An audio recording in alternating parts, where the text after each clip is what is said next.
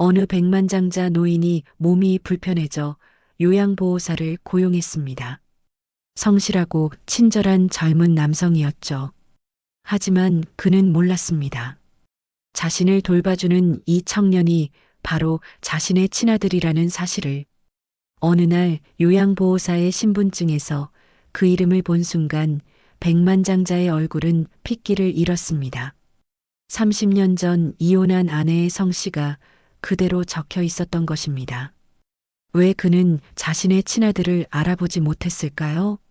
하지만 이제 그들 사이에는 단순한 고용 관계가 아닌 끊어진 핏줄의 인연이 다시 이어지게 되었습니다.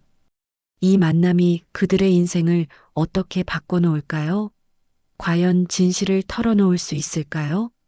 그리고 잃어버린 가족의 시간을 되찾을 수 있을까요? 때로는 운명이 가장 예상치 못한 방식으로 우리를 다시 만나게 합니다.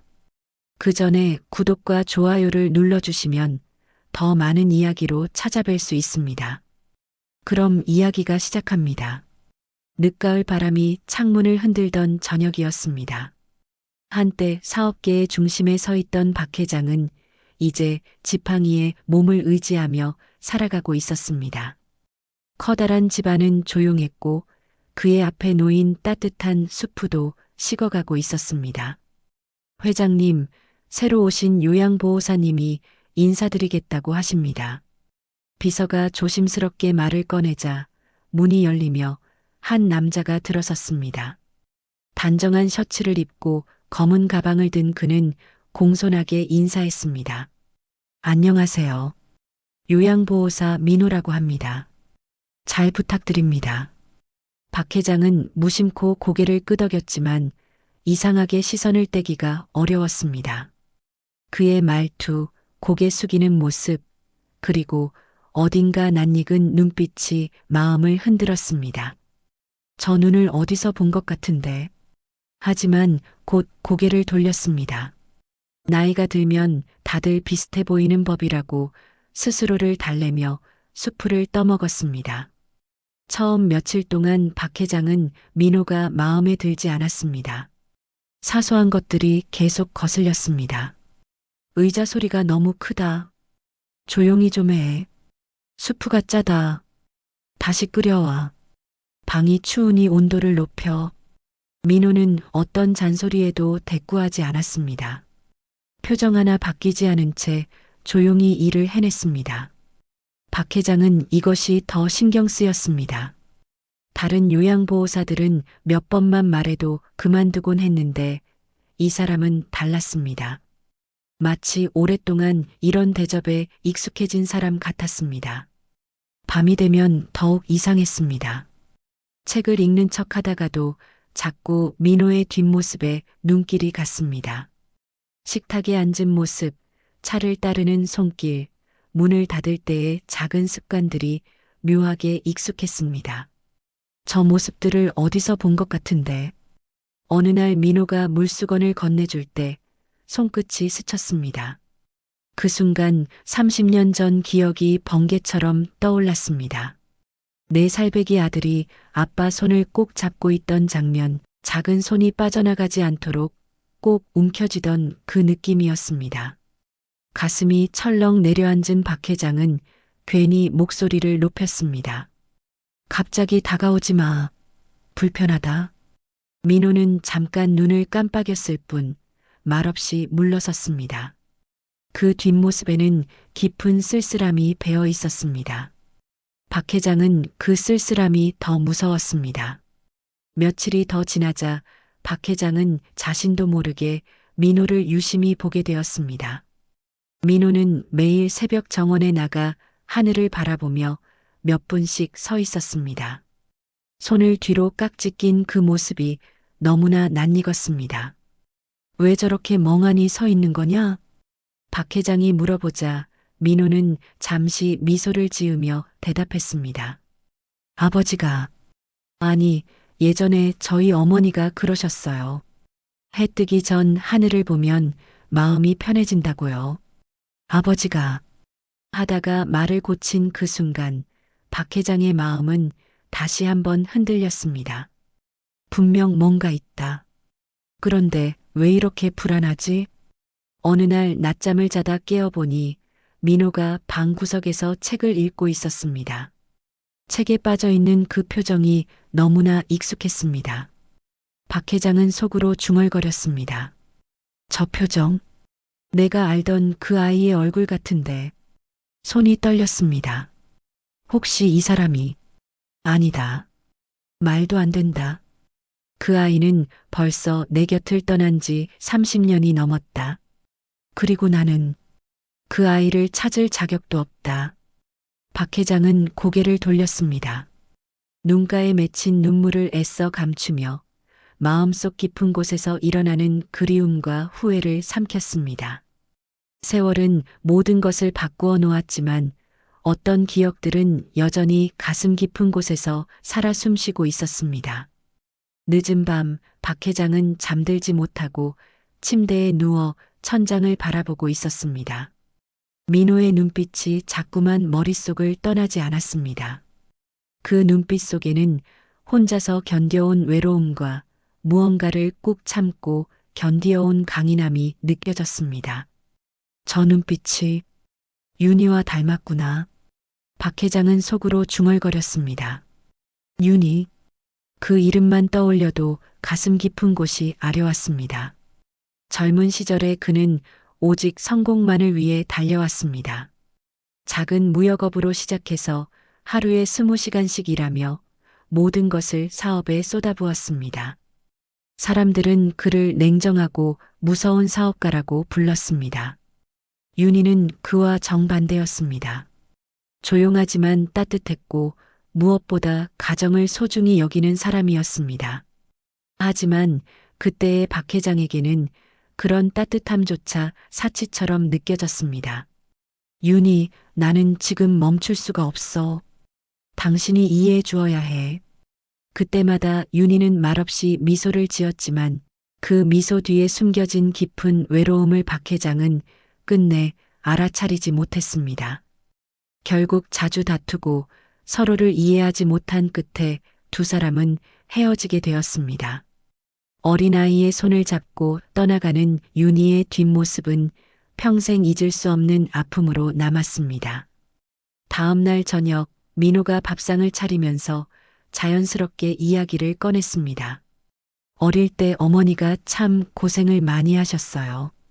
혼자서 저를 키우시느라 손에 굳은 살이 배길 때까지 일하셨거든요. 박 회장의 젓가락이 멈췄습니다. 혼자서? 민호는 담담하게 미소를 지으며 말했습니다. 네. 저는 아버지에 대해서는 잘 모르고 자랐어요. 어머니는 늘 괜찮다, 민호야. 세상에는 내가 잘 살면 그걸로 충분하다고 말씀하셨죠. 박 회장의 손이 떨렸습니다. 머릿속을 스치는 이름, 윤희. 민호의 말 하나하나가 오래된 상처를 건드리는 것만 같았습니다.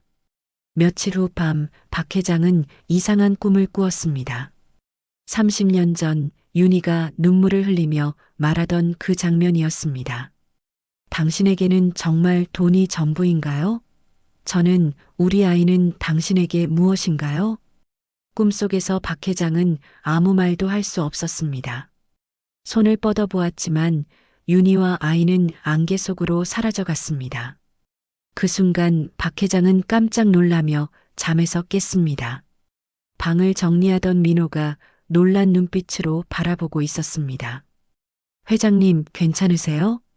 박 회장은 가슴이 두근거리며 속으로 중얼거렸습니다. 혹시, 민호, 너는? 아니야. 그럴 리가 없어. 어느 날 저녁 민호가 작은 쟁반에 정성스럽게 차려온 밥상이 있었습니다. 된장찌개와 김치, 그리고 고등어 구이였습니다. 박 회장이 의아해했습니다. 이게 뭐야? 요즘 사람들이 이런 음식을 먹나? 좀 더 고급스러운 것으로 준비하지 그래. 민호는 잔잔하게 대답했습니다. 어머니가 늘 해주시던 밥상이에요. 사람은 밥심으로 살아야 한다고 늘 말씀하시곤 했거든요. 박 회장은 젓가락을 들 수가 없었습니다. 된장찌개에서 나는 구수한 냄새가 너무나 익숙했습니다. 윤희가 늘 끓여주던 그 따뜻하고 정겨운 향기였습니다. 박 회장은 고개를 돌린 채 눈을 감았습니다. 그만, 나가줘. 민호는 조용히 그 말에 따라 방을 나갔습니다. 방 안에는 된장찌개 냄새만 남아 박 회장의 마음을 계속 흔들어 놓았습니다.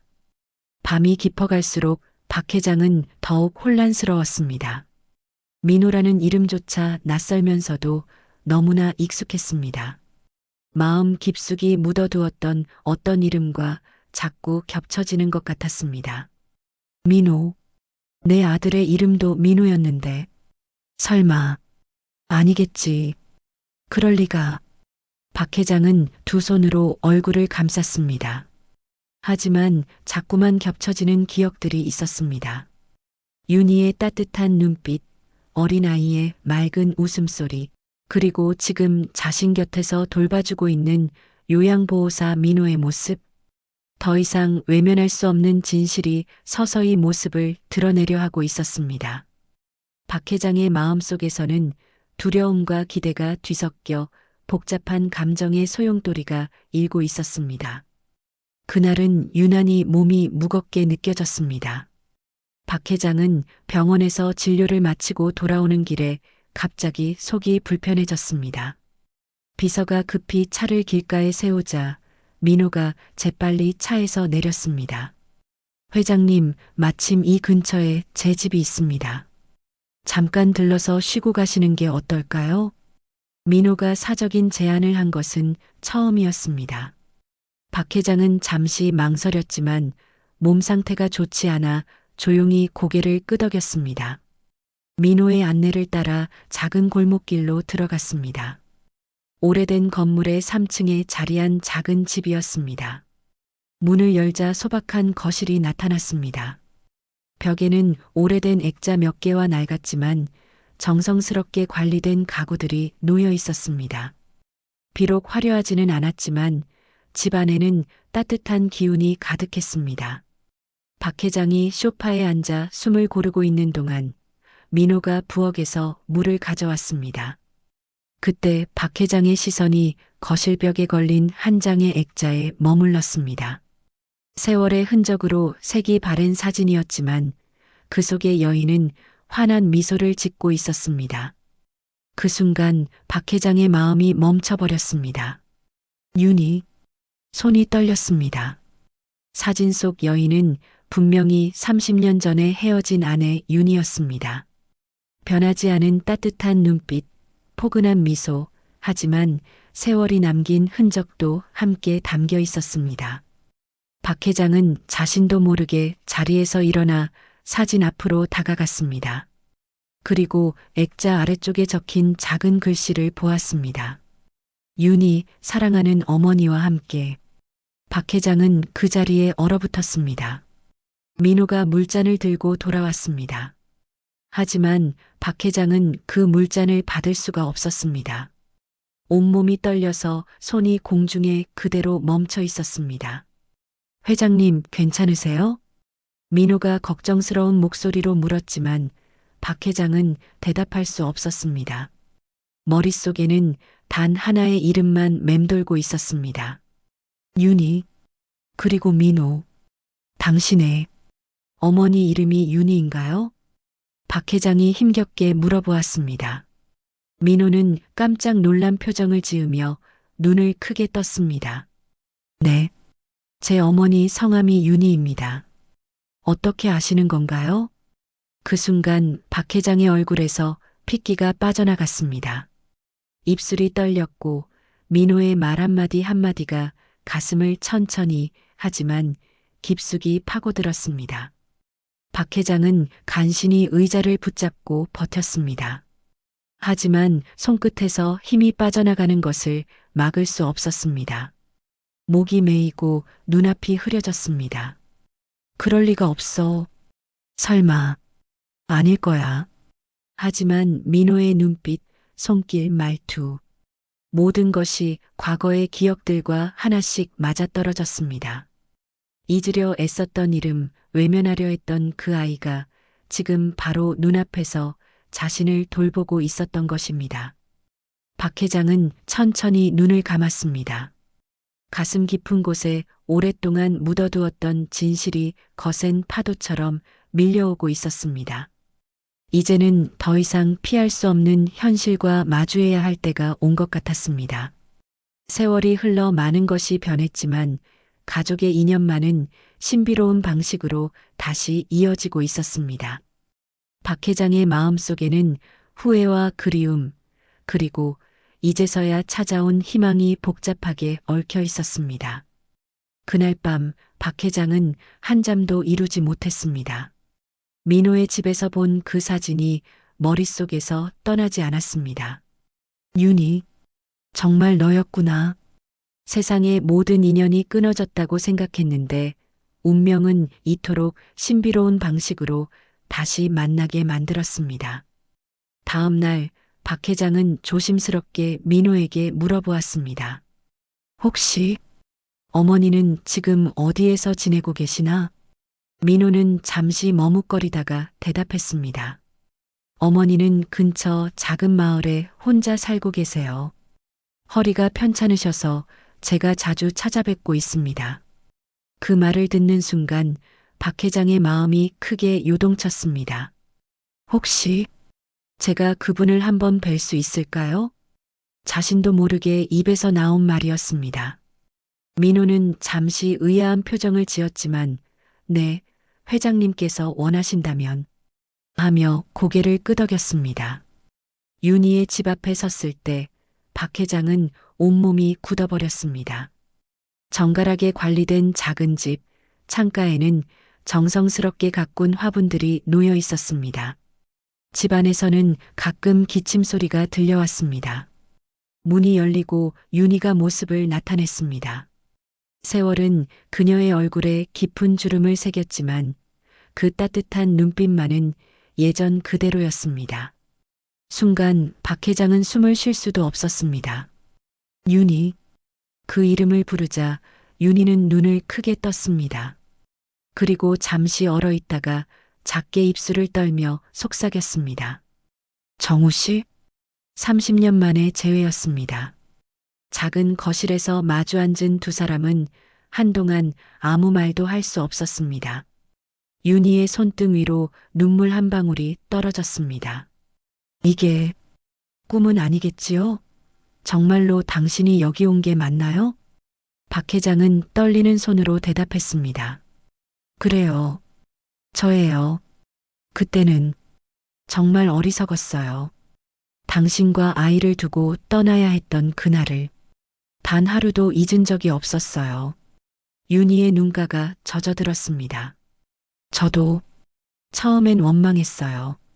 하지만 세월이 흐르고 나니 이제는 다 받아들이게 되었어요.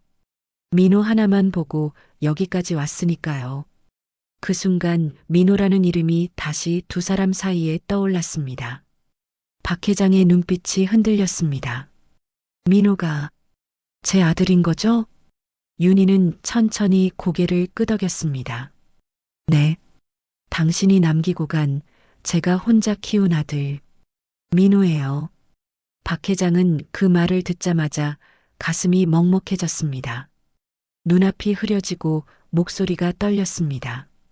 그럼 지금까지 저를 돌봐준 사람이, 밤낮으로 곁에서 지켜준 그 청년이 제 아들이었다는 말씀인가요? 윤희는 고개를 숙였습니다. 민호는 몰라요. 아버지가 누구인지, 왜 떠나셨는지 저는 차마 말씀드릴 수 없었거든요. 방 안은 깊은 침묵에 잠겼습니다. 밖에서는 바람에 흔들리는 나뭇잎 소리만 들려왔습니다. 박 회장은 눈가를 닦으며 중얼거렸습니다. 하늘이 이런 일을 다 버리시는구나. 제가 그토록 찾고 싶었던 가족이 바로 제 곁에 있었는데도 알아보지 못했구나. 윤희는 조용히 손을 내밀었습니다. 정우 씨, 이제라도 민호에게 진실을 말씀해 주시겠어요? 박 회장은 그 손을 조심스럽게 잡았습니다. 하지만 대답은 쉽지 않았습니다. 마음 깊은 곳에서 복잡한 감정들이 소용돌이치고 있었습니다. 30년이라는 긴 세월이 흘렀지만 가족의 인연은 이렇게 다시 이어지고 있었습니다. 이제 남은 것은 용기를 내어 진실을 마주할 시간이었습니다. 윤희와의 재회 이후 박 회장은 매일 밤 잠들지 못했습니다. 민호가 환한 미소를 지으며 자신을 어르신이라고 부르는 모습이 떠오를 때마다 속이 타들어가듯 괴로웠습니다. 이 아이가 내 아들이라는 것을 말해야 할까? 아니면 그냥 이대로 지켜보기만 해야 할까? 손에 쥔 지팡이가 떨렸습니다. 30년이라는 긴 세월 동안 마음 깊이 묻어두었던 죄책감이 한꺼번에 밀려오는 것 같았습니다. 며칠 후 윤희가 다시 찾아왔습니다. 작은 도시락을 내밀며 말했습니다. 민호가 정성스럽게 싸서 저에게 주더라고요. 회장님께 드리라고 하면서요. 그 말을 듣자 박 회장의 눈가가 뜨거워졌습니다. 자신도 모르게 젓가락을 내려놓고 중얼거렸습니다. 윤희, 나는 어떻게 해야 할까요? 민호에게 모든 걸 말해야 할까요? 아니면 그 아이의 평온한 삶을 흔들지 말고 그냥 모른 척 해야 할까요? 윤희는 잠시 눈을 감았다가 조용히 대답했습니다. 민호는 늘 아버지를 그리워했어요. 겉으로는 말하지 않았지만 아이 눈빛에서 저는 다 알 수 있었거든요. 그러니 진실을 알게 된다면 상처가 아니라 위로가 될지도 몰라요. 박 회장은 고개를 끄덕였지만 마음은 여전히 무거웠습니다. 하지만 너무 늦은 건 아닐까요? 정우 씨, 아직 늦지 않았어요. 어느 저녁 민호가 회장의 집에 찾아왔습니다. 어르신, 오늘은 제가 밤새 곁에 있어 드릴게요. 요즘 몸이 많이 편찮아 보이시거든요. 민호는 따뜻한 손으로 박 회장에게 담요를 덮어주었습니다. 그 정성스러운 손길에 박 회장은 눈물이 나올 것 같았습니다. 내 아들이 바로 내 곁에 이렇게 있는데 나는 그 사실을 말하지 못하고 있구나. 민호가 방을 정리하다가 문득 미소를 지으며 말했습니다. 어르신, 저 어릴 때 꿈이 뭔지 아세요? 아버지와 함께 밥을 먹는 거였어요. 하지만 그게 끝내 이루어지지 않네요. 그 순간 박 회장의 마음이 멈추는 듯 했습니다. 민호의 눈빛 속에 담긴 아버지에 대한 깊은 그리움이 가슴을 찔렀습니다. 그날 밤 박 회장은 마침내 결심했습니다. 더 이상 늦출 수는 없다고, 민호가 평생 품고 살아온 빈자리를 채워주어야 한다고 말입니다. 다음 날 아침 박 회장은 민호를 불렀습니다. 민호 씨, 제가 당신에게 들려드릴 이야기가 있습니다. 민호는 고개를 갸웃하며 의자에 앉았습니다. 박 회장의 손이 떨리고 목소리가 메말라 있었습니다. 이건 오래된 이야기이고 당신에게는 놀라운 일이 될 수도 있습니다. 민호는 진지하게 바라보며 대답했습니다. 어르신, 무슨 말씀이든 괜찮습니다. 제가 들어드릴게요. 방 안의 공기가 조용해졌습니다. 박 회장의 입술이 천천히 열렸습니다. 사실은 저는 30년 동안 숨겨왔던 진실을 말할 순간이 다가오고 있었습니다. 박 회장의 마음속에는 두려움과 간절함이 함께 자리하고 있었습니다. 이제 더 이상 미룰 수 없는 고백의 시간이 왔습니다. 박 회장은 마른 입술을 여러 번 적셨습니다. 민호가 차분히 눈을 마주보며 기다리고 있었습니다. 민호 씨, 사실은 저는 당신의 그 말이 끝내 목구멍에서 막혀 나오지 않았습니다. 민호가 걱정스럽게 물었습니다. 어르신, 괜찮으세요? 굳이 말씀 안 하셔도. 아니에요, 들어야 합니다. 박 회장은 떨리는 손으로 민호의 손을 잡았습니다. 저는 당신의 아버지입니다. 순간 방 안은 깊은 정적에 휩싸였습니다. 민호의 눈이 크게 흔들렸고 숨소리조차 멎은 듯한 침묵이 흘렀습니다. 어르신, 지금 무슨 말씀을 하고 계시는 건가요? 민호는 웃어야 할지 울어야 할지 모르는 표정을 지었습니다. 박 회장은 힘겹게 말을 이어갔습니다. 30년 전, 저는 어리석게도 당신 어머니와 헤어졌어요. 그리고 당신을 두고 떠나버렸죠. 그 후로 단 한순간도 죄책감에서 벗어날 수 없었습니다. 민호는 주먹을 꽉 쥐었습니다. 말도 안 돼요. 그럼 그동안 저는 아버지가 계시지 않는 줄로만 알고 당신이 겪은 모든 어려움, 제가 함께 해야 할 시간들이었어요. 미안해요, 민호 씨. 정말 미안해요. 박 회장의 목소리는 금세 눈물에 젖어들었습니다. 그는 고개를 깊이 숙였습니다. 복잡한 마음, 민호의 얼굴에는 당황스러움과 혼란이 뒤섞였습니다. 30년 동안 왜 한 번도 찾아오지 않으셨나요? 어머니 혼자 저를 키우시는 게 얼마나 힘든지 아시면서도 왜 저희를 그냥 두셨나요? 그 간절한 물음에 박 회장은 아무 말도 할 수 없었습니다. 그저 눈물을 흘리며 고개를 끄덕일 뿐이었습니다. 민호는 자리에서 일어나 창문 쪽으로 걸어갔습니다. 깊게 숨을 쉬며 두 손으로 얼굴을 감쌌습니다. 이제 와서 아버지라니. 제가 어떻게 받아들여야 할까요? 방 안의 분위기가 무겁게 가라앉았습니다. 서로의 마음속에 오랫동안 쌓여있던 세월의 아픔이 한꺼번에 터져나오는 순간이었습니다. 박 회장은 천천히 일어나 민호의 뒤에 섰습니다. 떨리는 손을 올리려다가 멈추고 다시 내렸습니다. 당신을 만나고 싶었지만 제가 가진 죄책감이, 제 부족함이 저를 막았어요. 민호 씨, 용서하지 못하시더라도 그저 한 번만 아버지라고 불러주세요. 민호는 눈물을 참지 못하고 고개를 떨어뜨렸습니다. 저는 아버지가 필요했어요. 어머니가 힘들어 하실 때 제 곁에 한 번만이라도 계셨으면 좋았을 텐데. 민호의 어깨가 떨리며 눈물이 흘러내렸습니다. 박 회장은 그제야 조심스럽게 다가가서 아들을 품에 안았습니다.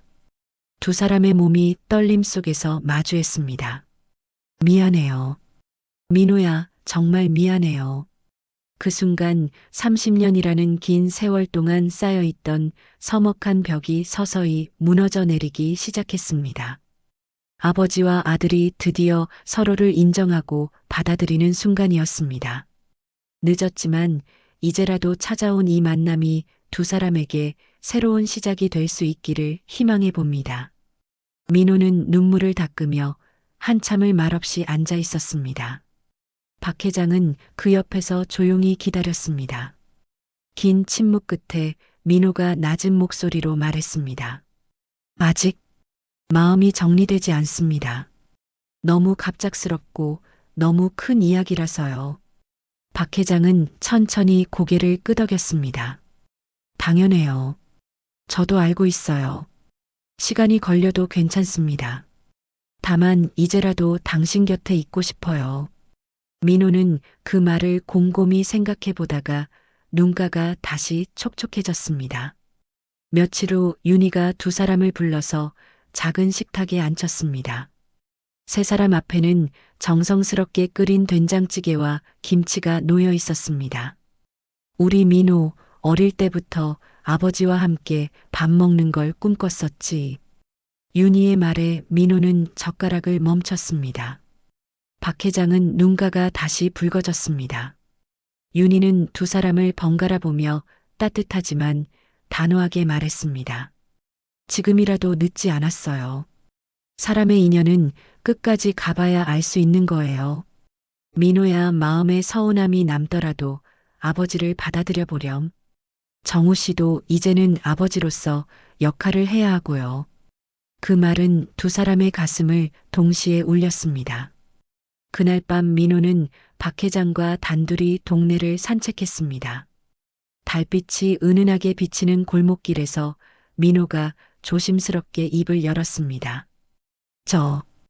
당장은 아버지라고 부르기가 어려워요. 하지만 어르신을 미워하기만 하고 싶지는 않아요. 시간이 지나면 언젠가는 받아들일 수 있을지도 모르겠어요. 박 회장은 눈물이 차올랐지만 억지로 미소를 지으며 고개를 끄덕였습니다. 그 말씀만으로도 감사해요. 저는 그 시간을 기다리겠습니다. 당신이 허락해 주시는 날까지요. 두 사람 사이에는 아직 보이지 않는 벽이 남아 있었지만 그 벽에는 처음으로 작은 틈이 생겼습니다. 몇 달이 흐른 후 민호는 요양보호사 일을 계속하면서도 가끔씩 박 회장과 시간을 보냈습니다. 함께 식사를 하고 서로의 이야기를 나누고 때로는 말없이 TV 앞에 나란히 앉아 있기도 했습니다. 윤희는 조금 떨어진 곳에서 그 모습을 지켜보며 잔잔한 미소를 지었습니다. 세월이 가져간 30년의 공백은 다시 메울 수 없었지만 앞으로의 시간은 함께 채워나갈 수 있었습니다. 박 회장은 마음속으로 다짐했습니다. 이제라도 저는 아버지로 살겠습니다. 남은 생을 민호와 함께, 윤희와 함께. 민호도 조용히 마음속으로 중얼거렸습니다. 나는 이제 혼자가 아니구나. 늦었지만 다시 만난 가족. 완벽하지는 않지만 서로를 이해하려고 노력하는 따뜻한 마음들이 새로운 희망을 만들어가고 있었습니다. 인생에서 가장 소중한 것은 때로는 가장 가까운 곳에 있다는 것을 세 사람은 이제야 깨닫게 되었습니다. 봄이 왔습니다. 오랜 겨울을 견뎌낸 요양원 정원에도 따스한 봄 기운이 가득했습니다. 벚나무에서는 연분홍 꽃잎들이 봄바람에 실려 하늘하늘 춤을 추고 있었고 정원 한쪽 벤치에는 세 사람이 나란히 앉아 그 아름다운 광경을 바라보고 있었습니다. 박 회장님은 80이 넘은 나이에도 여전히 반듯한 자세로 앉아 계셨습니다.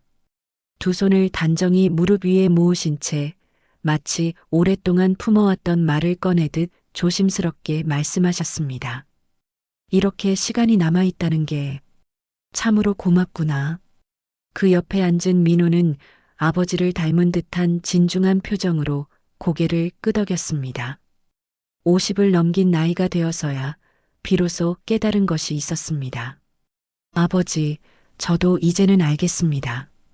평생 원망만 하며 살기에는 제 남은 인생이 너무 아깝습니다. 늦었지만 이렇게라도 함께할 수 있으니 그것만으로도 충분해요. 두 분 사이에 앉은 윤희 할머니는 잔잔한 미소를 지으며 이 광경을 지켜보고 계셨습니다. 7순이 넘도록 살아오면서 깨달은 것이 있다면 세월의 풍파가 아무리 거세어도 결국 사람의 마음을 이어주는 것은 미움이 아니라 사랑이라는 것이었습니다. 따스한 오후 햇살이 세 사람의 얼굴을 포근히 감쌌습니다. 박 회장님은 오랫동안 망설이시다가 조심스럽게 아들의 어깨에 손을 올리셨습니다. 민호는 깜짝 놀란 듯 돌아봤다가 이내 어린아이처럼 환하게 웃었습니다. 아버지, 이 벚꽃이 정말 아름답네요. 그렇구나. 하지만 네 웃는 얼굴만큼 예쁘지는 못하구나. 세 사람의 따뜻한 웃음소리가 봄바람에 실려 정원 곳곳으로 퍼져나갔습니다. 그 순간만큼은 지나간 세월에 대한 아쉬움도 마음 깊이 새겨진 상처도 모두 따스한 봄 햇살 속으로 스며들어 가는 것 같았습니다. 봄이 왔습니다.